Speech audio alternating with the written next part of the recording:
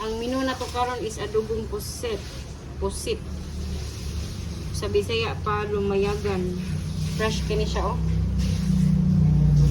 Nagambak-ambak pa ni pagpalit na ko. Char. Kanya mo ni siya atong paagi sa pagluto karon adobong pusit with oyster sauce.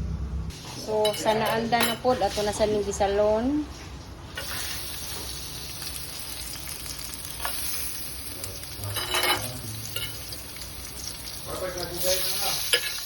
Halidi manggod. Mapisin maatil tayo ni gisal. Ato sa ning siparit.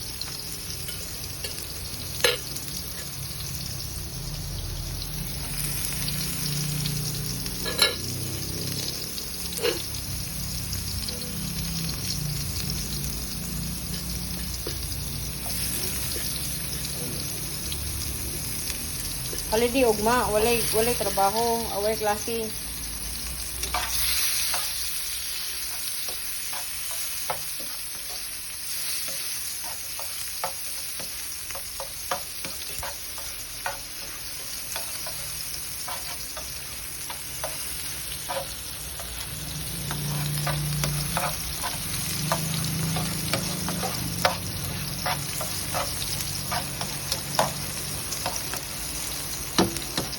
Sayo dito magluto karon kay inig kaunya mga 6 PM mga lipa.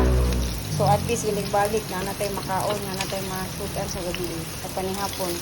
So gitagak nga nako ang sili kay mao na siya hanghang sa ato ang giluto. Sili pada o sili atsar pwede ra na.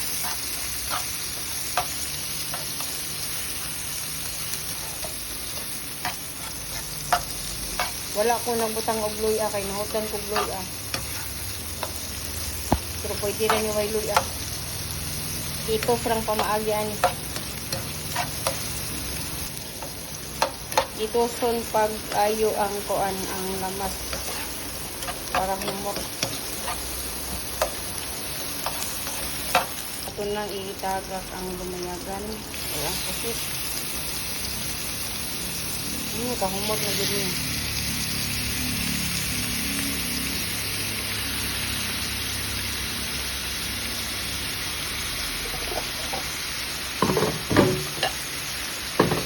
Kayo sa guys.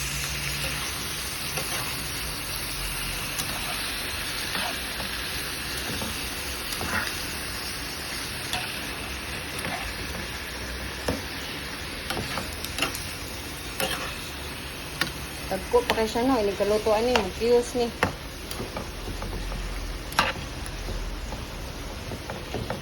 Pani siya, mutubig pa ni siya, manggawas pa ni ang tubig. So, inigdagan ni kani siya sabaw atong paan og sabaw kay nindot bitong pinahubas nga adobong pusit ba.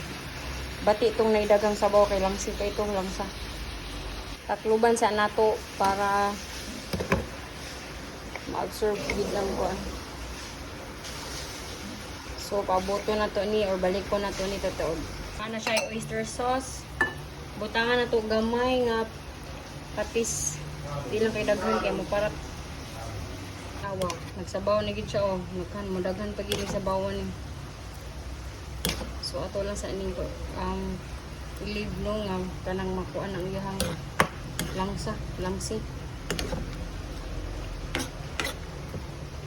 Ituson pa gid siya. Oh, kadaghan jud kay sa sabaw niya. So ato ning pahubson. Kay mas lami ang kanang pinauga nga pusit, pinauga nga lumayagan. Tanawa na, oh, tanawa. Sticky na kaya sabaw. So, muna siya ay pusit, adobong pusit nga pinauga. So, luto na ni siya. Ito lang ni i-ready daan kay unya, inikuli-ikan simba pwede nami or dahil ira makakaon sa panihapon.